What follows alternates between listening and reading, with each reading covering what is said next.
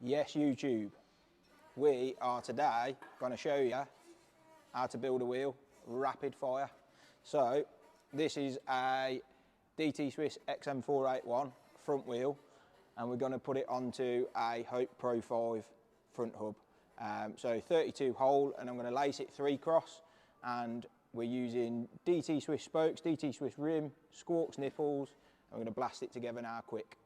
So when building a wheel, a nice thing to do is to always make sure that the manufacturer's logo lines up through the rim hole, so through the valve hole. So when we're looking through the valve hole of this rim, which is here, we want to make sure that the rim's nice and central, and when you look through there, you can read the manufacturer's logo on the hub. So what we're going to do, we're building it 3-cross, so the way that we work this out on our lacing is that we count 8 holes essentially. So we try to centralise that logo. We put 1 spoke inbound. I'm going to lace it asymmetrically. So we're going to put 1 spoke inbound where I roughly think it will leave that central. And then we're going to count 8 holes from there. So 1, 2, 3, 4, 5, 6, 7, 8, and then in the 8th hole. 1, 2, 3, 4, 5, 6, 7. I can't count to 8. We put an outbound spoke. So they are our 2 starting spokes. So then we grab the rim. This rim is symmetrical, so it's not directional. And our starting spokes are going to go. So our inbound spoke goes in the hole to the left of the valve hole. Let me just spin this rim because I'm a bit anal and I want the stickers to read from this way. So our starting spoke is going to go in the hole to the left of the valve hole, which is our first inbound spoke. Obviously, nipple washer on, nipple on, and then our second spoke, which is our 8th, is the one in our 8th hole, is going to go next but 1 to the valve hole. So we skip a hole to the right, and then that goes in there.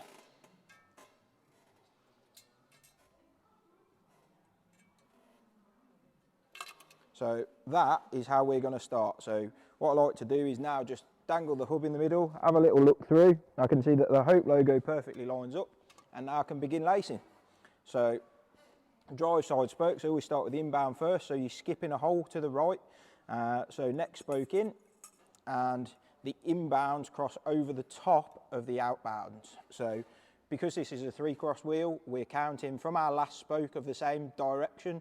We're counting 3 holes, and then our spoke is going into the 4th hole, hence 3-cross. So 3 holes, and then your spokes cross. So a good method of checking that your spokes are in the right place is to obviously make sure they're orientated correctly. Make sure they're alternating correctly so that you've got a gap in between them. Make sure that you've counted 3 holes in between if you're doing a 3-cross, and then also on your outbound spokes, make sure that they're underneath by running your finger up each one and just making sure that there's a contact point there. So I'll throw this side of the wheel together pretty quickly now, and we'll go from there.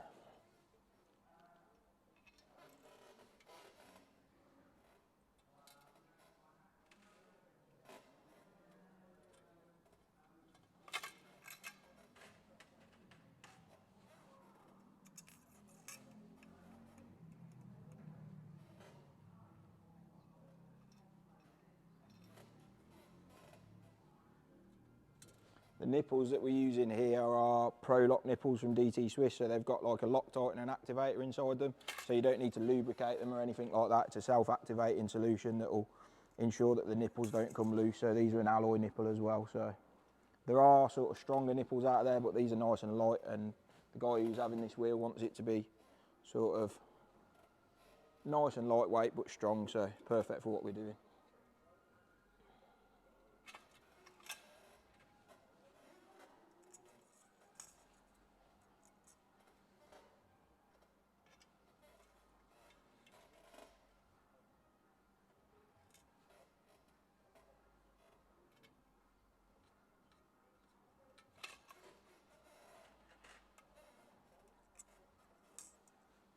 I'm just going to do a lacing tutorial because I'm not going to have time to get it trued up right now. So I'll just do a bit of a lacing tutorial. That spoke seems incredibly long. I reckon Pete's put that in the wrong pile, but we shall see. Might not be too bad. So this is our last inbound spoke on the drive side. So on a front hub, we always start building a wheel from the drive side. On a front hub, the disc side is your drive side. So on a rear, it can get quite confusing sometimes. Because on a rear, your drive side is the free hub side, but on a front, your drive side is your brake disc side on a disc wheel. So starting to do our outbound spoke. So first of our outbounds in, and we're going underneath and then counting 3 holes backwards. So 1, 2, 3 in the 4th hole.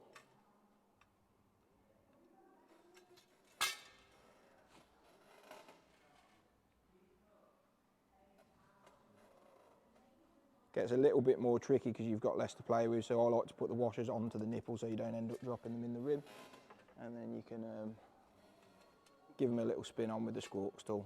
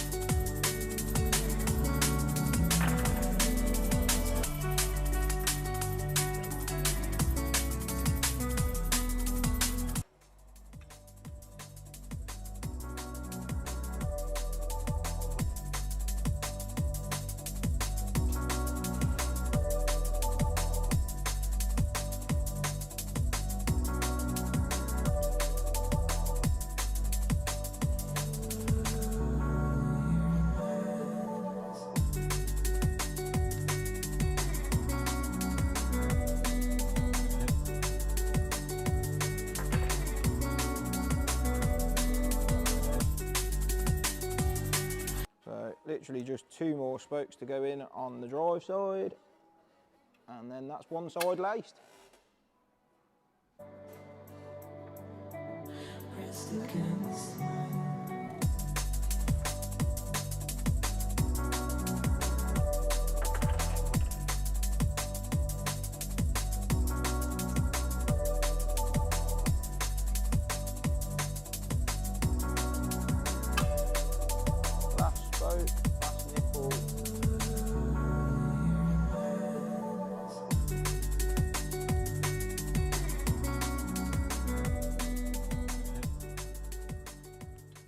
So that is one side laced, and as we can see, each spoke alternates correctly. Our outbounds are going under to the left, our inbounds are going over to the right, and we've left even amount of holes in between every single one. So that is a side of a wheel that's laced correctly. We'll flip to the other side now. So first part of building the other side is locating our starting spokes from this side. So as we know, we started with this one to the left of the valve hole and this one next but one to the right. So I'll hold on to them, flip it round. We'll get a spoke for our other side, which is going to be our starting spoke. Now it's important to mention that both spoke lengths on most wheels are different. So generally your drive side is always your shorter length in spoke and your non-drive side is always your longer length. And that's because of the dishing of the wheel. So you'll always notice to get a rim to sit central on the hub, it involves pulling the spokes across in one direction or the other to make sure that the rim is sitting central to the hub. And that's called dishing. That's something we'll do later on. Well, we're not going to do it today, but that's something that you do in the trimming process. So yeah, our shorter spokes are generally always drive side, and then our longer spokes are generally always non-drive. So as for a starting spoke, as we know, it's in holes 1 and 8. I'm building this asymmetrically, so we're going to go with an inbound again for a starting spoke. And what we want to do as a gauge is we want it to go in this side in the hole that points downward at our starting spoke. So if I go into this hole here, that would point upward. If I go into that hole, the spoke falls downwards towards the head of our starting spoke from the other side. So this is where I'm going to start. So that one goes in, and then it's the same process in reverse. So valve hole, spoke hole to the left, that goes in there, nipple and washer,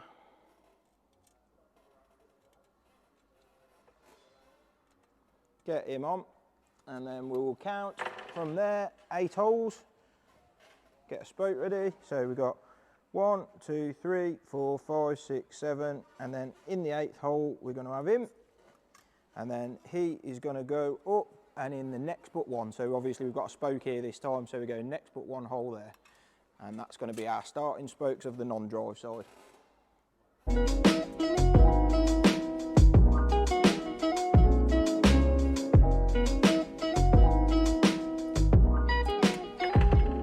So we can blast the inbound spokes in now in the same method. It's a little bit tighter this side, you have to be careful not to damage anything. Pull your spokes to the side to get the spokes threading through. So inbounds go to the right with the outbounds underneath them. So we've now got a complete part of lacing here, part of our lacing pattern. So you can see now there is 3 spokes in between where we're going to thread this 4th spoke here. So this is our first spoke, 1, 2, 3, and then this one goes in the 4th hole just here.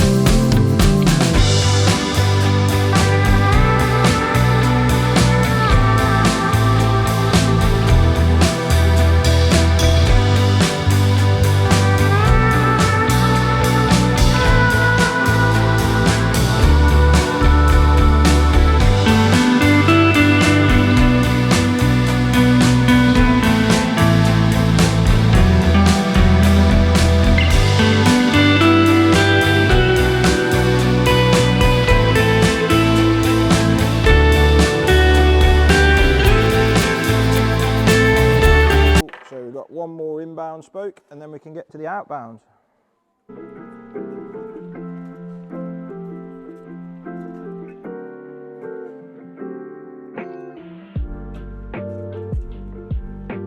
So this is the last nipple and washer for the inbounds. Get that on.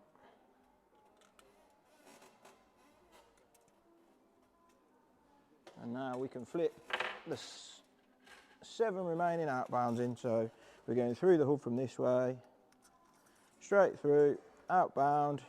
We're going underneath our starting spoke and we're counting 3 and then putting it in the 4th hole.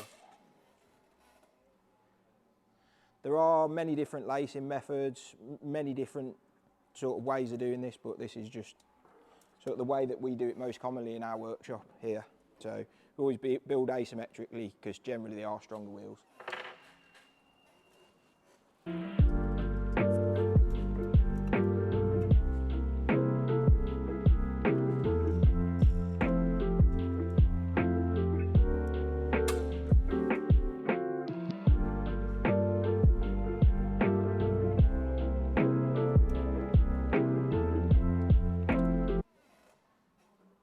Usually drop some nipples in the rim by now, or some washers, so we're doing well.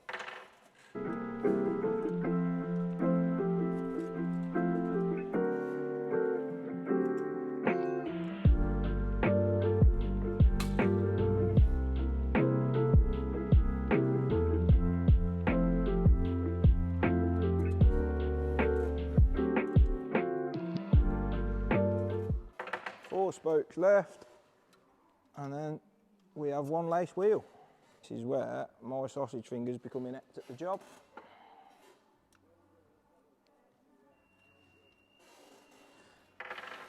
Three.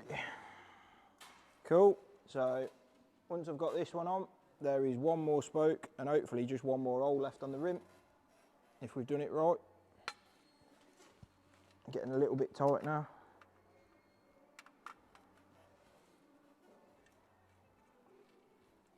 So if we've cracked it, this one goes in there, get it underneath that one, 3 spokes in the 4th hole, and job is a good one. Get that a few turns on, and there we have it. 1 laced wheel, 3 cross, asymmetric, job's a good one. Bosh.